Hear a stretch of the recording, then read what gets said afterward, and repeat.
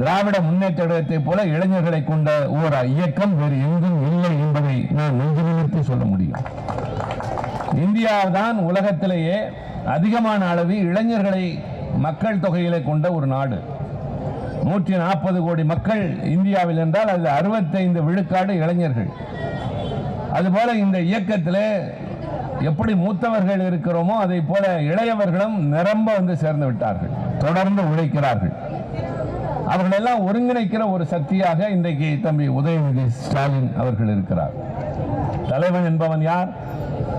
அடையாளம் காட்டப்படுகிறவர்கள் எல்லாம் அல்ல, முன்னிலைப்படுத்தப்படுகிறவர்கள் எல்லாம் அல்ல, தங்களுடைய தோளிலே சவாரி செய்து கொண்டு வருகிறார்கள் சில பேர் என்பதற்காக அல்ல. ஒரு பெரும் கூட்டத்தை தன்னுடைய கட்டுப்பாட்டில் வைத்துக் கொண்டு அவர்களை ஒரு இலக்கை நோக்கி நடக்க வைக்கிறவன் தான் தலைவன் என்பதற்கு இலக்கணமாக எப்படி தளபதி அவர்கள் கிளம்பினாரோ அதை போல இன்றைக்கு தம்பி உதயநிதி அவர்களுக்கு பின்னால் இந்த இளைய தலைமுறை அணிவகுக்கிறது என்கிற போது எங்களுக்கெல்லாம் பூரிப்பாக இருக்கிறது. திராவிட முன்னேற்றம் என்று சொன்னாலே எதை செய்தாலும் அது மக்களுக்கு பயனுடையதாக இருக்கும். ஆட்சி நடத்துகிறோமா அது உங்களுக்காக, கட்சி நடத்துகிறோமா இந்த மண்ணுக்காக, மொழிக்காக, மானத்திற்காக. அந்த வகையில் இன்றைக்கு தமிழ்நாடு எல்லா வகையிலும் முன்னணியிலே நிற்கின்றது. நான் டெல்லியிலே உறுப்பினராக கழகத்தின் சார்பில் மாநிலங்களவையில் பணியாற்றுகிறேன். அங்கே பல கட்சிகளை சார்ந்த தலைவர்கள் எங்களிடம் பேசுகிற போது அடிக்கடி சொல்வார்கள், உங்கள் தலைவன் மு.க. ஸ்டாலினை போல எங்களுக்கு ஒருவர் வேண்டும் என்ற இயக்கம் அடிக்கடி பிறக்கிறது என்பார்கள். நேற்றைக்கு காலையில், வெள்ளிக்கிழமை காலையில் நாடாளுமன்றத்தில் ஒரு பெரும் பிரச்சனை. அந்த பிரச்சனை எழுப்பியது திராவிட முன்னேற்ற கழகம். என்ன பிரச்சனை? தமிழ்நாட்டில் மதுரையிலே திருப்பரங்குன்றம் என்ற இடத்தில் காலங்காலமாக தொடர்ந்து பின்பற்றப்பட்டு வருகின்ற ஒரு முறை. அங்கே கார்த்திகையின் போது தீபம் ஏற்றப்படும். அதை எல்லோரும் எல்லா ஊர்களிலும் மலைகள் இருக்கிற இடங்களெல்லாம் செய்வது வழக்கம். அந்த மலையிலே ஒரு பகுதியிலே சிக்கந்தர் தர்கா என்று ஒன்று இருக்கிறது, அது வேறு. அந்த இடத்துல இருவருக்கும் சில பிரச்சனைகள் ஏற்பட்ட போது 100 ஆண்டுகளுக்கு முன்னாலே அந்த பிரச்சனை தீர்க்கப்பட்டு இந்த இடத்துல நீங்கள் தீபம் ஏற்றிக் கொள்ளலாம், அதை அவர்கள் தங்கள் வழிபாட்டு தலமாக வைத்துக் கொள்ளலாம் என்று முடிவெடுத்து இதைத்தான் 100 ஆண்டுகளாக பின்பற்றி வருகின்றோம். இந்த ஆண்டும் அப்படித்தான். 2016ஆவது ஆண்டு ஒரு பிரச்சனை தொடர்பாக நீதிமன்றம் சென்ற போது நீதிமன்றம் 217 ஒரு தீர்ப்பு வழங்கி 2017 அங்கே இருக்கிற உச்சி பிள்ளையார் கோயிலில் இருக்கிற ஒரு தூணில், கல் தூணில் நீங்கள் தீபம் ஏற்றிக் கொள்ளலாம், வேறு இடத்துல ஏற்றக்கூடாது என்று சொல்லியிருக்கிறார்கள். இடையிலே ஒருவர் அதற்கு எதிர்த்து உயர்நீதிமன்றத்திற்கு போகிறார். அந்த உயர்நீதிமன்றத்தில் நீதிபதியினுடைய செயல்தான் பெரும் பிரச்சனைகளுக்கு காரணமாகிறது. நீதியை காக்க வேண்டியவர், நியாயத்தின் அடிப்படையில் செயல்பட வேண்டியவர், நாட்டில் குழப்பம் ஏற்படாமல் தவிர்க்க வேண்டும் என்ற கடமை உணர்வோடு ஒரு பிரச்சனை அணுக வேண்டியவர் குழப்பத்திற்கு காரணமாக மாறுகிறார். இப்பொழுது நானோ சுதர்சனமோ இருக்கிறோம். அவர் சட்டமன்ற உறுப்பினர், நான் நாடாளுமன்ற உறுப்பினர். அவர் மாவட்ட செயலாளர், நான் கழகத்தின் துணை பொதுச் செயலாளர்.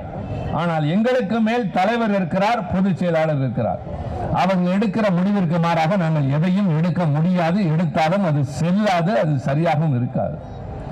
2 நீதிபதிகள் கொண்ட ஒரு அமர்வு தந்த தீர்ப்பிற்கு மாறாக ஒரு நீதிபதி கொண்ட அந்த அமர்வு எந்த இடத்துல ஏற்றக்கூடாது என்று மரபு இருந்ததோ அங்கே போய் தீபம் ஏற்றுங்கள் என்று தீர்ப்பு தருகிறார். 10 பேர் மட்டும் செல்லலாம் என்றும் ஒரு நிபந்தனை விதிக்கிறார். ஆனால் மாறாக ஆயிரக்கணக்கான பாரதிய ஜனதா கட்சியினரும் இந்து முன்னணியினரும் அங்கே சென்று அரசாங்கம் 144 தடை உத்தரவு பிறப்பித்திருக்கிறது, காவல்துறை நிற்கிறார்கள். அங்கிருந்து இது மாதிரி தடுப்பு வேலைகளை எல்லாம் உடைத்துவிட்டு காவல்துறையினரை கீழே தள்ளிவிட்டு அவர்களை தங்களுடைய திறமையெல்லாம் காட்டி ஒதுக்கி தள்ளிவிட்டு முன்னேறி செல்கிறார்கள். குழப்பம் வருகிறது. அரசாங்கம் சட்டம் ஒழுங்கை நிலைநாட்ட நிதானத்தோடு பொறுமையோடு நடைபெறுகிறது. ஒன்றை புரிந்து கொள்ள வேண்டும், அன்றைக்கு ஒரு சில குழுவினர் சேர்ந்து திருப்பரங்குன்றத்தில் ஏற்படுத்த முயன்ற கலவரத்தை மிகுந்த நிதானத்தோடு நம்முடைய காவல்துறை, நம்முடைய அரசாங்கம், இந்த நாட்டில் இருக்கிற எல்லா சமுதாயத்தினரும் கடைபிடித்து காப்பாற்றினார்கள். நன்றாக மனதில் வையுங்கள், அங்கே கூட்டமாக சென்றது பக்தர்கள் அல்ல, ஒரு குறிப்பிட்ட கட்சியை சார்ந்தவர்கள். இந்த நிலையில் இதை பற்றி பேசுவதற்கு நாடாளுமன்றத்தில் நான் பேச விழைகிறேன். அதற்கென்று உள்ள விதிமுறையின் கீழ் என்னை பேச அனுமதியுங்கள் என்று கேட்கிறேன். என்னை அனுமதிக்க வேண்டிய அவையின் தலைவர் அனுமதி இல்லை என்று மறுக்கிறார். மீறி நான் ஒரு நிமிடமாவது விளக்கம் சொல்ல எனக்கு அனுமதி தாருங்கள். ஒரு பெரிய பிரச்சனை தமிழ்நாட்டில் கொழுந்து விட்டு எரிகிறது. அங்கே நன்றாக இருக்கிற சூழலில் ஏதாவது ஒன்றை உருவாக்கி அரசியல் ஆதாயம் தேட முயற்சிக்கிறார்கள். இதை நான் இங்கே சொல்லியாக வேண்டும் என்று எவ்வளவோ வாதாடினேன்.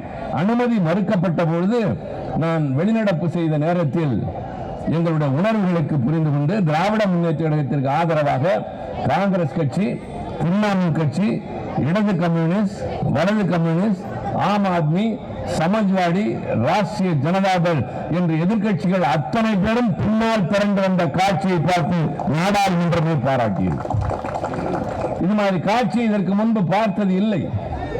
ஒரு கட்சி வெளிநடப்பு செய்தால் பின்னால் எல்லோரும் செல்வார்கள் என்பது உத்தரவாதம் இல்லை. சில பேருக்கு அதில் கருத்து வேறுபாடு இருக்கும்.